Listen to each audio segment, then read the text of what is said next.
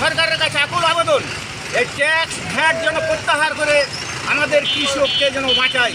আমার জমিতে টমেটো পচে যাচ্ছে, এই টমেটো ব্যবসায়ীরা নিচ্ছে না।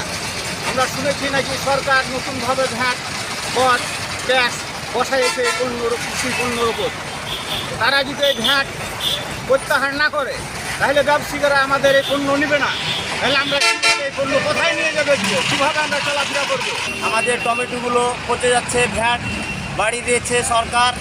এই কোম্পানির কাছে আমাদের বিক্রি করতাম, এই কোম্পানিও টমেটো নিচ্ছে না, যার কারণে আমরা এই প্রতিবাদ সমাবেশে এসেছি। আমের সময় যদি এভাবে করে, কোন কোম্পানির যদি জিনিস না লাই, আম না লাই, তাহলে তো আমরা সব ধরা খাই যাবো, তাই না? সরকার যেন আমাদের এভাবে ক্ষতিগ্রস্ত না হইতে দেয়, সেটা যেন বন্ধ করে।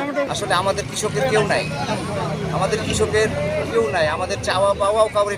এখন আমাদের জমির ফসল জমিতেই নষ্ট হচ্ছে, আমরা বিক্রি করতে পারছি না। সরকারের কাছে আবেদন, এই ভ্যাট ট্যাক্সগুলো 15% থেকে যে 25% করেছে এটা যেন প্রত্যাহার করে, তাহলে আমরা উপকৃত হব। আমরা দেখেন আজকে জমির টমেটো নিয়ে এসেছি, টমেটো নিয়ে এসে বিক্রি নেওয়ার কারণে দেখেন আমরা রাস্তায় ফেলে আমরা প্রতিবাদ জানাচ্ছি।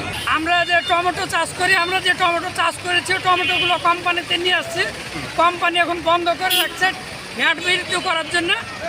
ভ্যাট যদি সরকার না কমায়, প্রত্যাহার না করে, আগে পজিশনে না নিয়ে আসে, তারা টমেটো নেবে না। আবার স্বাভাবিক পরিবেশে আসুক, তাহলে আমরা টমেটোগুলো কোম্পানির কাছে বিক্রি করতে পারবো।